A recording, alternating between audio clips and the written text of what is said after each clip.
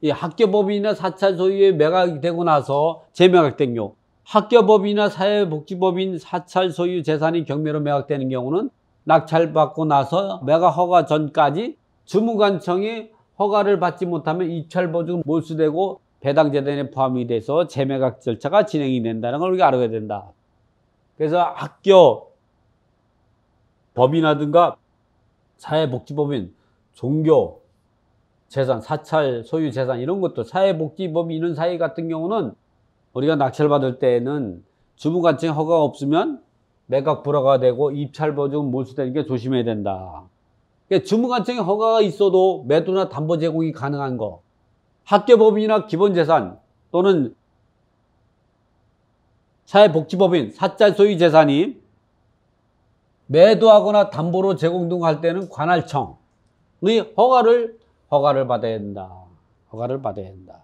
전통사찰이 부동산을 전통사찰법에 의해서 주무관청의 허가를 받아서 해야 한다.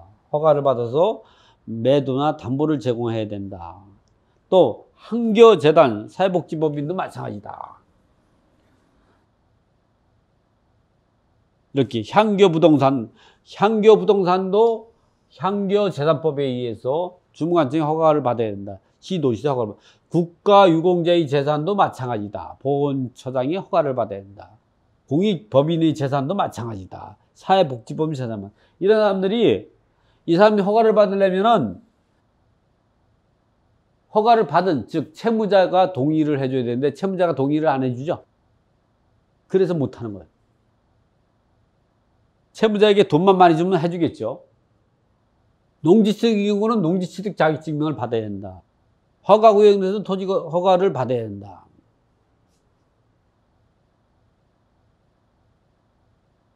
허가구역 내에 있는 토지를 취득하는 경우 또는 외국인이 토지를 취득한 경우에는 시장, 군수, 구청장의 허가가 있어야 취득이 가능하지만 경매나 암지상 국매로 취득하는 경우는 토지거래 허가를 받지 않아도 소유권을 취득한다.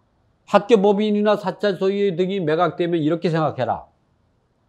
학교법인이나 사회복지법인, 사찰 소유의 부동산이 경매로 매각될 때는 매각 허가 전까지 주무관청의 허가를 받아서 적법하게 소유권을 취득해야 한다. 주무관청의 허가를 받지 못하면 입찰보증을 매각 불허가 되고 입찰보증을 몰수가 된다. 이때에도 허가가 필요한 경우와 필요하지 않은 경우를 나눠 볼 수 있다.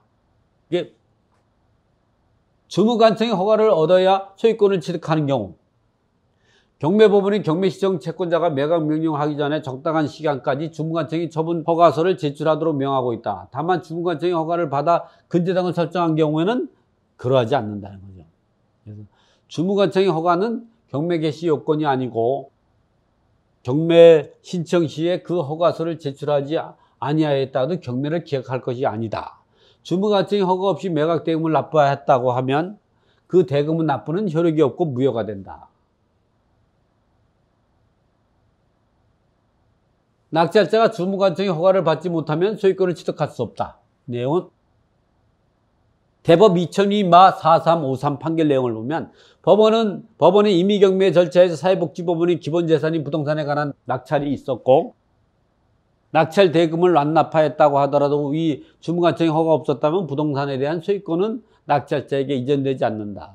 근저당 설정 당시에 보건사회복지장관으로부터 허가를 받은 바 있다고 하더라도 경매 절차에서 채무자에 의한 강제경매이면 위 담보 제공 허가는 사회복지법이 요구하는 보건장 허가에 될 수 없다. 또 주무관청의 허가가 없이도 소유권을 취득하는 경우는 어떤 경우가 있느냐면 이렇게 사회학교법이 시행되기 전에 설정된 근저당권 같은 경우는 소급해서 적용되지 않는다. 학교 설립자가 그 설립 허가를 받기 전에 설정된 근저당권도 마찬가지다. 근저당권 설정 당시에 이미 주무관청의 허가를 받았고 이 근저당을 설정할 때 이미 주무관청의 허가를 받지 못하면 근저당을 설정할 수 없어요. 그때 주무관청의 허가를 받아가지고 근저당을 설정하고 그 설정에 의해서 경매가 들어갔다면 또다시 허가를 받지 않고 소유권을 취득할 수 있다.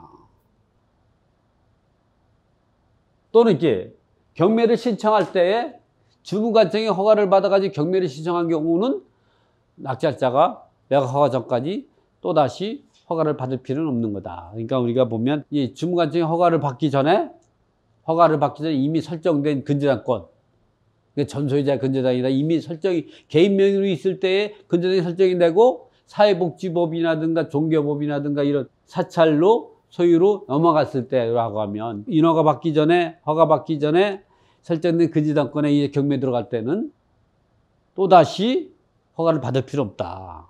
이번에 근저당 설정을 아예 주무관청에 허가를 받아가지고 설정하고 대부분 설정을 많이 하죠. 1급, 6급 설정하고 한 근저당권에 경매에 들어갔다면 또다시 낙찰자 허가를 받을 필요는 없는 거다. 근데 경매를 신청한 채권자가 주무관청에 허가를 받아서 이제 경매 신청을 했다면 그거는 허가를 받지 않았단다. 그렇지 않고 사립학교법이라든가 또는 종교, 사찰 이런 소유 또는 사회복지법인에 의한 소유의 물건에 근저당을 설정하고 그 근저당권에 의해서 경매가 들어갔다면 낙찰자는 그러한 물건을 낙찰받았다고 하면 매각 허가 전까지 주무관청에 허가를 받아서 허가서를 첨부해야만이 매각 불허가 되지 않고 첨부하지 못하면 매각 불허가 되고 그 입찰 보증 몰수된다. 그래서 몰수되는 보증이 아파트에 종교재산 아파트예요. 학교법인 아파트예요. 근데 근저당이 설정인데 허가를 안 받고 한 거예요. 그렇다면 일반인들이 잘 모르잖아. 그때는 그런 거 낙찰받아가지고 낙찰받으면 소유권을 취득할 수 없어요. 왜냐면 주무관청이 허가를 받으려면 채무자의 동의를 받아가지고 하거든요. 채무자가 동의 안 해주죠. 동의하더라도 큰 돈을 요구하죠. 이런 거 우리가 놓치지 말라. 이 물건도 그런 물건이에요.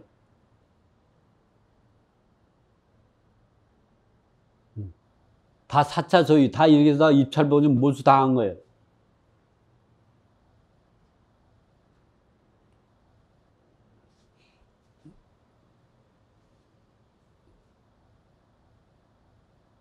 전세권 경매에서 권리 분석과 수익 분석고 그리고 명도는 어떻게? 이거는 부동산이 경매되는 게 아니라 아파트의 전세권을 설정했는데 그 전세권에 대한 저당권에 의해서 경매가 들어간 거죠.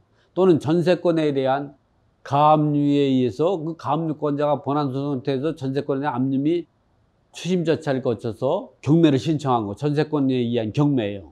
그래서 이건 물건인 부동산이 아니라 물건이 전세권을 경매, 전세권. 물건 경매예요. 이 경매는 다세주택 202호를 경매하는 것이 아니라 다세주택 202호에 설정된 전세권 등기에 전세권 저당권을 설정하고 그거에 의해 임의경매 절차가 진행된다. 보면은 전세권 등기가 2004년 4월 14일 날 4,500이 설정이 되고 이거에 대한 전세권 저당권 설정이 2004년 4월 14일 날 했죠. 이런 경우 전세권성 은행에서 전세자금 대출을 받은 거죠. 응? 지금도 이런 경우 많죠. 유사하게 된 게. 이런 게 다 전세권 저당권이라고 볼 수 있고 요즘에는 뭐 저당권 설정 안 하고 전세권을 양수 절차에 의해서 하는 것도 있고 또는 질권을 설정하는 경우도 지금은 질권을 설정을 많이 하죠. 질권도 저당권과 비슷한 거예요. 지금은 이제 이렇게 안 하고 옛날엔 전세권 저당권 설정하고 대출을 해줬는데 이거 주식회사 경북상호저축은행이잖아요. 지금은 이렇게 안 하고 질권을 설정하죠. 질권은. 효력이 다 전세권 저당권하고 비슷해요. 그럴 때에 전세권 질권자가 경매를 신청하든 전세권 저당권자가 경매를 신청하든 같은 경매 신청 방법이 있다. 그랬을 때 전세권 저당권이 경매가 되는 그럴 때 이와 같이 전세권만 경매되는 거예요. 매각.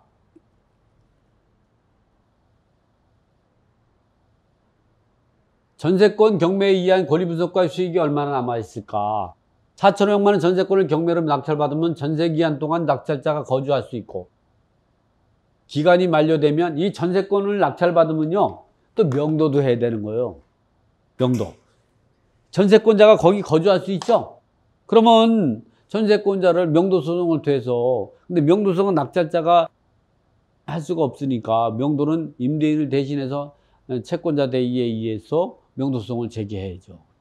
4,500원 전세권을 경매로 낙찰받으면 전세기간 동안 낙찰자가 거주할 수 있고 기간이 만료되면 다세주택 소유자로 전세금을 반환받을 수 있다.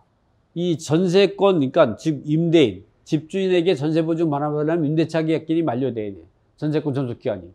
이때 전세금 반환해서 낙찰받은 금액과 그 기간 동안 금융비용을 빼고 난 금액이 전세권으로 낙찰받은, 예를 들어서 4,500만 원 전세권인데 전세기간, 존속기간 남아있는 때까지 기회비용, 이자 이런 것도 생각이 되지만 요 금액을 내가 4천만 원에 낙찰받았다 그러면 그 내보낼 때까지 비용, 이런 비용하면 별 이익이 없죠. 이것도 한 3천만 원이나 3,500에 낙찰받아야 수익이 발생하는 거예요. 따라서 싸게만 살 수 있다면 부동산과 같이 취득세와 양도소득세의 부담 없이 수익을 볼 수 있다. 그런데 이 전세권을 낙찰받게 된다면 이익만 볼 수 있을까? 전세금을 주택 소유자가 반환해야 되는데 부동산 경기가 안 좋아서 선주채권이 많다면 소유자가 주택을 포기할 가능성도 있고, 그에 따라 경매가 진행되면 전세금을 안전하게 보장받지 못하는 것은 깡통 전세가 되는 건 똑같은 이유에, 특히 내가 이 전세권을 경매에 의해서 내가 취득할 때 집주인이 주택을 포기하는, 그래서 전세권 등기로서 배당을 못 받는다면 깡통 전세가 되는 건 마찬가지다. 그런 걸 조심해라 이런 얘기야. 없도록 해야 된다.